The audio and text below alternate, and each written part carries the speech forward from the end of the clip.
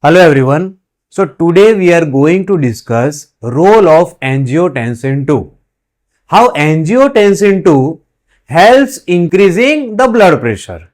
We all know when there is hypotension or when there is low blood pressure, renin is secreted from the kidneys.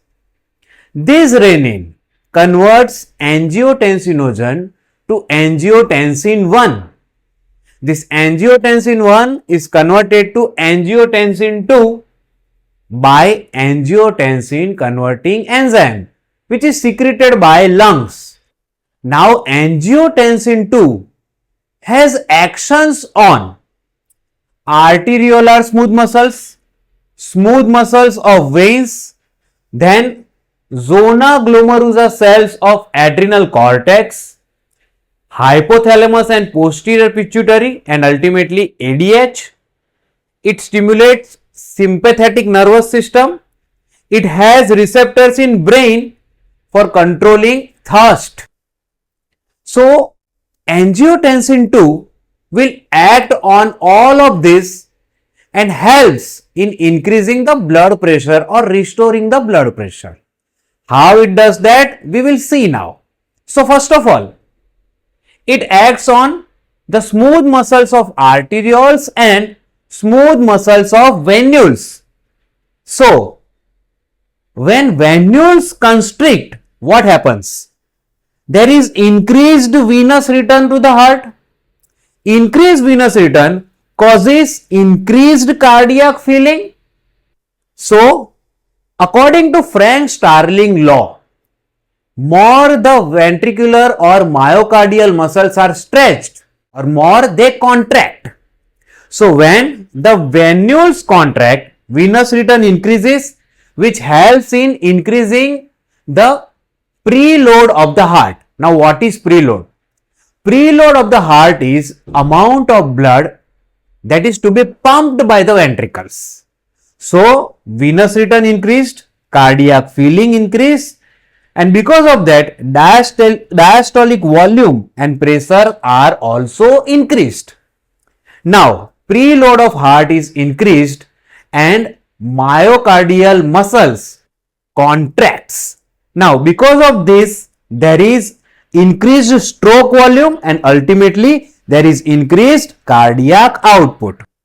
Because of increased cardiac output, blood pressure increases. This increase is of systolic blood pressure.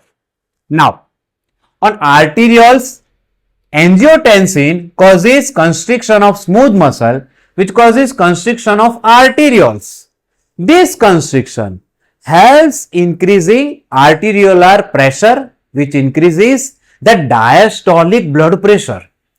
So, by this action, angiotensin 2 increases systolic as well as diastolic blood pressure. Now the action number 2. Angiotensin acts on zona glomerulosa cells of adrenal cortex. Because of this, aldosterone is secreted. Now aldosterone has action on principal cells of nephron, and because of it, sodium ion is reabsorbed. Because of the reabsorption of sodium ion, water is also reabsorbed. So, the water level is increased, blood volume is increased. Increased blood volume causes increased venous return, and what happens after increased venous return? We saw that. Now, the third action. So, angiotensin 2 has receptors in hypothalamus. It causes the action potential in posterior pituitary to secrete antidiuretic hormone. Now, this antidiuretic hormone has action on the last part of nephron. There are aquaporins in this nephron part. So, what antidiuretic hormone does? It increases the permeability of this last part of nephron, and because of this increased permeability, water is reabsorbed.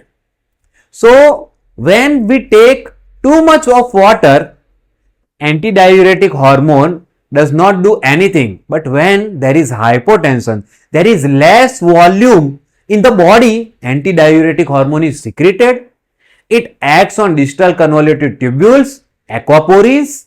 It increases the permeability of these aquapories. Water is reabsorbed.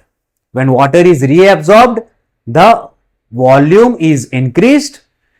Volume is increased, then venous return will be increased, and then there will be increased cardiac filling, increased diastolic volume and pressure, and increased cardiac output, ultimately increase in systolic blood pressure. Now, the next function is, the fourth function is, angiotensin 2 stimulates the sympathetic nervous system. It stimulates the nerve endings to secrete norepinephrine. We all know norepinephrine increases the blood pressure.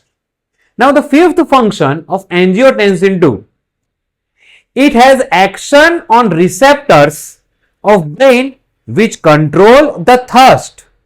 And because of this action, a person feels thirsty and he or she takes more amount of water. When a person takes more amount of water, once again the volume is increased, venous return will be increased, and whatever we saw in this paragraph. So these were the action of angiotensin 2, and this is how kidneys, brain, lungs, different organs play their role in maintaining, in restoring the blood pressure. So hope you like this lecture. Please like, share and subscribe my YouTube channel Medic Talks. Thank you very much.